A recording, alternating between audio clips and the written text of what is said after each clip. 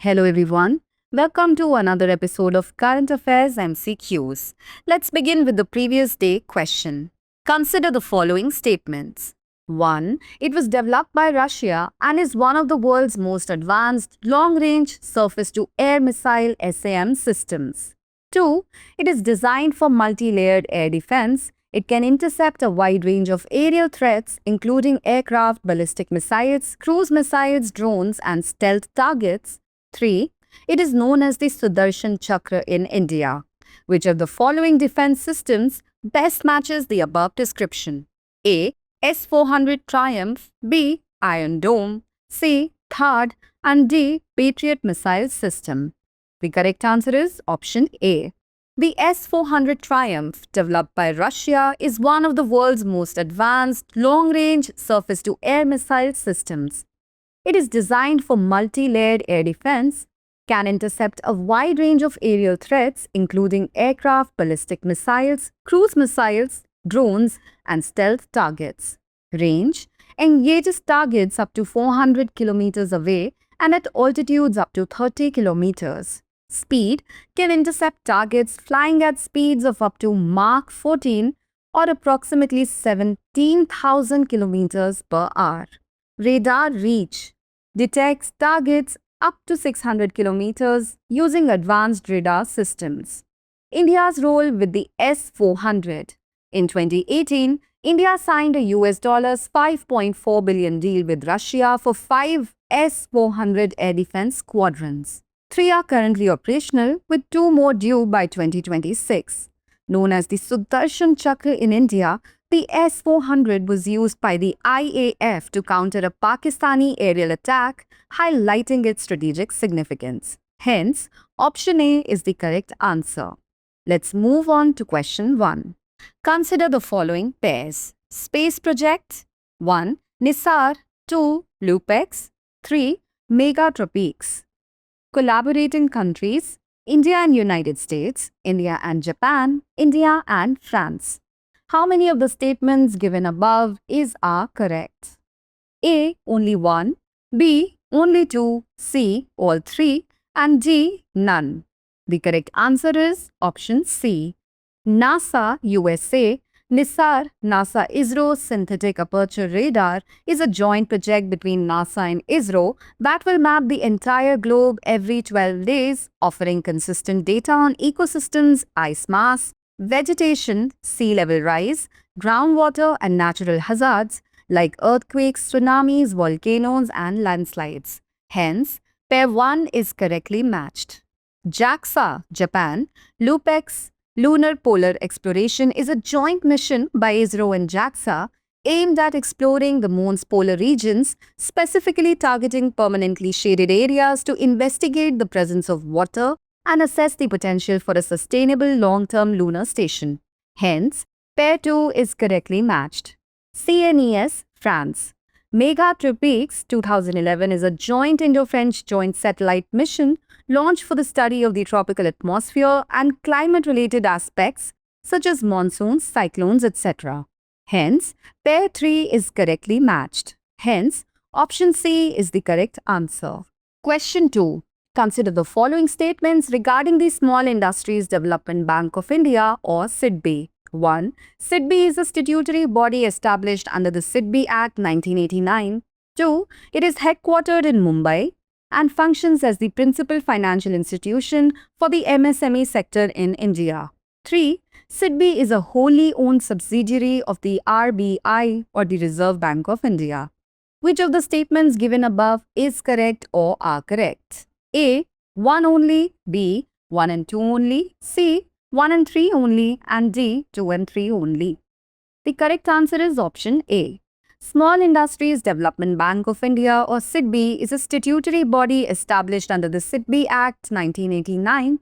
Hence, statement 1 is correct. SIDBI, headquartered in Lucknow, Uttar Pradesh, serves as the principal financial institution for the promotion, financing, and development of the MSME sector in India. Hence, statement 2 is not correct. SIDBI is a wholly owned subsidiary of the Government of India. Hence, statement 3 is not correct. Hence, option A is the correct answer. Question 3. With reference to bond forwards, consider the following statements. 1. They are regulated forward contracts for buying or selling government bonds at a predetermined price and date. 2. They allow physical delivery of bonds, unlike forward rate agreements (FRAs), which offer only cash settlement. 3. The Reserve Bank of India permits small finance banks, payment banks, and regional rural banks to participate in bond forward transactions. Which of the statements given above are correct? A. 1 and 2 only, B. 2 and 3 only, C. 1 and 3 only, and D. 1, 2, and 3. The correct answer is option A. The Reserve Bank of India's norms on bond forwards aim to establish a regulated frameworks for trading forward contracts in government securities in India. Forward contracts are customized agreements between two parties to buy or sell an asset at a predetermined price on a specified future date. Hence, statement 1 is correct. Unlike unregulated FRAs or forward rate agreements, which offer only cash settlement, bond forwards involve physical delivery of the bond, aligning better with the needs of such investors. Hence, statement 2 is correct. Residents and non-residents eligible to invest in government securities under the Foreign Exchange Management Debt Instruments Regulations 2019 can participate in bond forward transactions. Additionally, any entity classified as a non-retail user is permitted to undertake such transactions as a user. Scheduled commercial banks (SCB), primary dealers as market makers, and institutional investors like insurance companies can participate, while small finance banks (SFBs), payment banks, local area banks, and regional rural banks are excluded. Hence, statement 3 is not correct. Therefore, option A is the correct answer. Question 4. Injeti Srinivas Committee, sometimes in the news, is associated with which of the following? A. Reviewing exchange rate management and currency stabilization. B. Reforming fertilizer subsidy and distribution policies. C. Reforming corporate social responsibility or CSR framework. D. Streamlining public sector disinvestment strategies. The correct answer is option C. The Injeti Srinivas Committee was formed to recommend reforms to strengthen the corporate social responsibility or CSR framework in India. It suggested making CSR expenditure tax deductible and allowing companies to carry forward unspent funds for 3 to 5 years.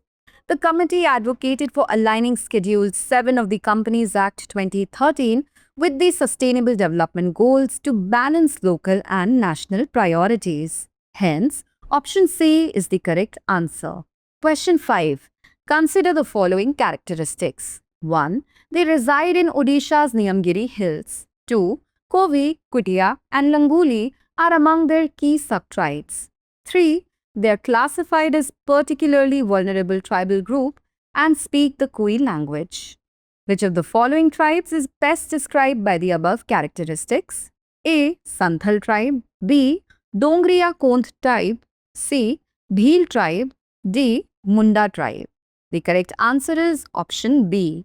The Dongriya Kondh are a particularly vulnerable tribal group or PVTG residing in Odisha's Niyamgiri Hills and are known for their spiritual bond with nature and distinct culture. They speak Kui, an ancient Dravidian language, and pass down ancestral wisdom through oral traditions, no scripts of songs and dance. They have a number of sub-tribes such as the Kovi, Kutia, Languli, Penga, and Jharnia, protector of streams. Hence, option B is the correct answer. Question 6. Consider the following statements. 1. It is an indigenous artificial intelligence-powered air defense system that was designed and manufactured jointly by the DRDO and ISRO. 2. Its technology allows for monitoring of low-level airspace in battle areas and efficient control of ground-based air defense weapon systems. 3. It is capable of intercepting and neutralizing hostile unmanned aerial vehicles or UAVs without detection using no active radar signatures. Which of the following best matches the above description? A. Project Devil. B. Akash Tir, C. Etra Air Defense System, and D. Trishul Missile System. The correct answer is option B. Akash Tir is an indigenous artificial intelligence powered air defense system which is designed and manufactured jointly by the Defense Research and Development Organization DRDO, Indian Space Research Organization ISRO, and Bharat Electronics Limited BEL. It is part of the broader C4ISR Command Control Communications, Computers, Intelligence, Surveillance and Reconnaissance framework and works in coordination with other systems like ISRO satellites and Indian Regional Navigation Satellite System NAVIC GPS. Its technology allows for monitoring of low-level airspace in battle areas and efficient control of ground-based air defense weapon systems. It is capable of intercepting and neutralizing hostile UAVs without detection using no active radar signatures. It relied entirely on stealth drone tracking, satellite surveillance, and AI-based decision-making. Hence, option B is the correct answer. Question 7. The Gore Committee 1971, Ribeiro Committee 1998, and the Padmanabhaiah Committee 2000 are often seen in the news in the context of A. Police reforms, B. Agricultural subsidies, C. Environmental conservation, or D. Education policy. The correct answer is option A. The Gore Committee 1971, the Ribeiro Committee 1998, and the Padmanabhaiah Committee 2000 are often seen in the news in the context of police reforms. After independence, India retained the colonial policing structure, leading to inefficiencies, corruption, and public distrust. The Gore Committee of 1971 recommended a shift towards professional, service-oriented policing. The Ribeiro Committee of 1998 and the Padmanabhaiah Committee of 2000 reinforced earlier recommendations, advocating for independent oversight bodies, modern training, and community policing. Hence, option A is the correct answer. Question 8. Regarding Project Kusha, consider the following statements. 1. It is led by the Defense Research and Development Organization DRDO, aimed at developing long-range air defense system. 2. It will be capable of detecting and destroying enemy projectiles and armor, including cruise missiles, stealth fighter jets, and drones at long range. 3. It will consist of 3 types of interceptor missiles with ranges of 150 km, 250 km, and 350 km, and advanced long-range surveillance and fire control radars. How many of the statements given above are correct? A. Only 1, B. Only 2, C. All 3, and D. None. The correct answer is option C. Project Kusha, led by the Defense Research and Development Organization DRDO, is an ambitious defense initiative by India aimed at developing its long-range air defense system by 2028-29. Hence, statement 1 is correct. It will be capable of detecting and destroying enemy projectiles and armor, including cruise missiles, stealth fighter jets, and drones at long range. Hence, statement 2 is correct. It will consist of 3 types of interceptor missiles with ranges of 150 kilometers, 250 kilometers, and 350 kilometers, and advanced long-range surveillance and fire control radars. Hence, statement 3 is correct. It is expected to rival the effectiveness of the renowned S-400 system of Russia and the Iron Dome system of Israel. Hence, option C is the correct answer. Question 9. Consider the following statements. 1. It is prepared under provisions of the Citizenship Act 1955. 2. It includes both Indian citizens and foreigners residing in India. 3. It is mandatory for every resident of the country to register in it. Which of the following options best matches the above description? A. Caste census. B. Electoral roll. C. National Population Register NPR. And D. Aadhaar database. The correct answer is option C. The National Population Register NPR was a register for the residents of India. It was prepared at the local, village or sub-town, sub-district, district, state and national levels under provisions of the Citizenship Act 1955 and the Citizenship, Registration of Citizens and Issue of National Identity Cards Rules 2003. It was mandatory for every resident of India to register in the NPR. The objective of the NPR was to create a comprehensive identity database of every resident in the country. However, unlike the National Register of Citizens (NRC), the NPR is not a citizenship enumeration drive, as it records even a foreigner staying in a locality for more than 6 months. Hence, option C is the correct answer. Question 10. Which of the following best describes the term reverse flipping?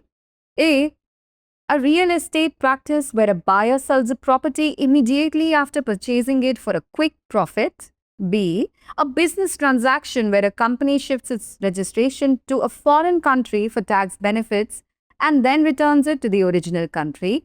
C. A financial strategy involving selling shares and then buying them back later at a lower price. D. A stock market technique where investors short sell stocks in anticipation of a price drop. The correct answer is option B. Reverse flipping is a corporate restructuring process that allows all shareholders and investors of a startup to hold their equity directly in the Indian flagship company instead of through a foreign holding company. This Indian entity can potentially be listed on Indian stock exchanges. Over the past decade, many Indian startups established their holding companies abroad, commonly in the US or Singapore. Motivated by factors such as foreign investor preferences, access to overseas stock market, regulatory flexibility, and tax benefits. With the growth of India's startup ecosystem and the successful domestic initial public offerings or IPOs of several startups, many India-centric companies are now keen to pursue public listings within India, driving the adoption of reverse flipping structures. Hence, option B is the correct answer. And now it's time for today's practice question.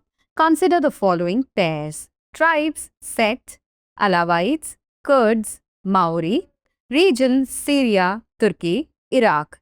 How many of the pairs given above are correctly matched? A. Only one, B. Only two, C. All three, or D. None. Send us your answers in the comment section. Thanks for watching.